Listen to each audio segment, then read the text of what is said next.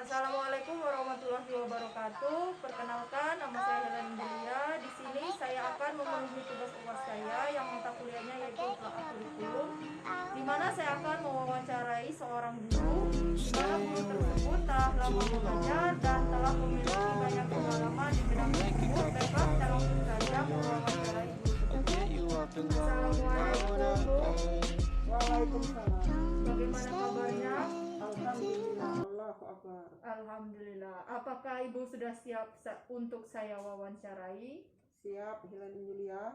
Baiklah, jika Ibu sudah siap, saya akan mewawancarai. Pertanyaan nomor 1 yaitu, masih adakah guru di Indonesia ini menggunakan kurikulum KTSP? Masih. Karena untuk mengubah KTSP ke K13 butuh proses. Baiklah, pertanyaan untuk nomor 2. Menurut Ibu, apakah hasil dari pembelajaran KTSP yang dulu bisa diimplementasikan ke kurikulum yang baru yang disebut juga dengan kurikulum merdeka? Bisa, jika sesuai dengan kebutuhan siswa. Karena siswa di desa berbeda dengan siswa yang di kota. Baiklah, untuk pertanyaan nomor 3, kan di dalam mengajar kurikulum K13 itu pasti ada hambatan atau permasalahan. Apa permasalahan K13 dalam pembelajaran K13 serta apa kelebihan dan kekurangan dari kurikulum tersebut? Permasalahannya siswa masih banyak bingung karena pelajaran yang dicampur. Kekurangannya tidak ada pemisah dalam setiap mata pelajaran. Kelebihannya menghemat waktu. Baiklah, untuk pertanyaan nomor 4, dalam pelaksanaan kurikulum 2013 di setiap sekolah tentunya ada program bertujuan untuk PPK. Nah, menurut Ibu, program apa yang sesuai untuk dilakukan di sekolah?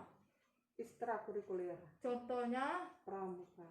apakah ada kriteria yang harus dipenuhi dari pusat? Tidak.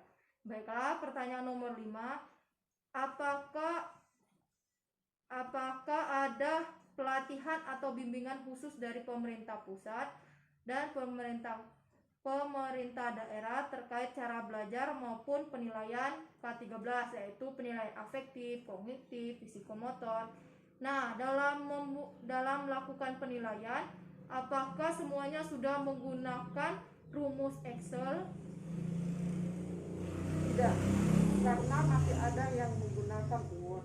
Baiklah, untuk pertanyaan nomor 6, menurut Ibu, kesiapan apa yang dilakukan sekolah untuk melakukan kurikulum yang baru ini? Masih mempelajari kurikulum yang tersebut. Baiklah, untuk pertanyaan nomor 7, sebagai seorang guru, strategi dan teknik seperti apa yang dilakukan dalam mengimplementasikan kurikulum Merdeka Belajar di dalam kelas? Teknik yang menggunakan model pembelajaran, demonstrasi, atau ceramah.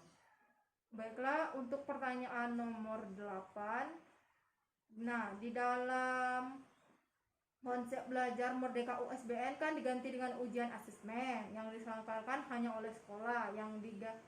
Ujian itu untuk memenuhi kompetensi siswa yang dilakukan dalam bentuk teks tertulis, yaitu seperti portofolio, penugasan, seperti tugas kelompok, karya tulis, dan lain sebagainya. Apakah itu bisa efektif menurut Ibu?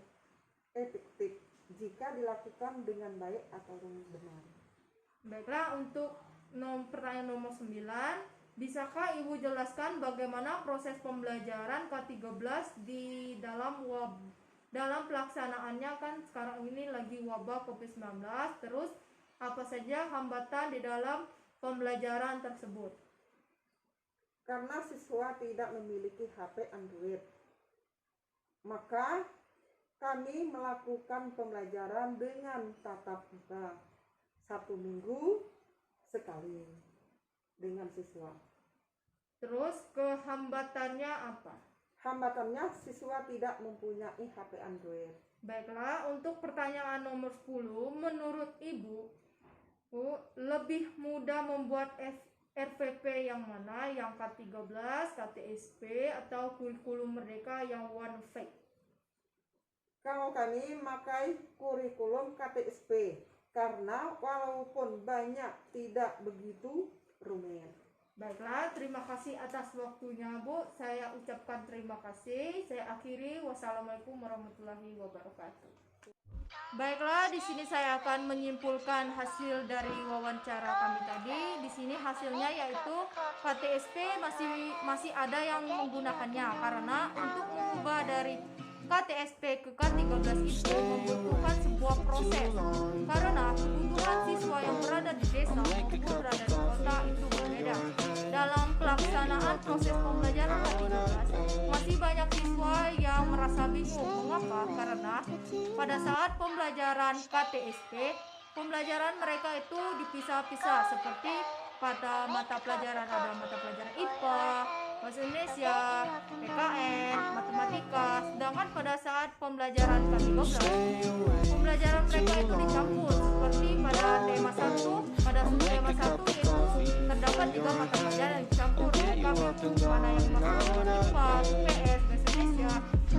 Dan di dalam pembelajaran K13 tidak terdapat pemisah antar mata pelajaran tersebut. Mungkin itu yang bisa saya simpulkan. Saya akhiri. Wassalamualaikum warahmatullahi wabarakatuh.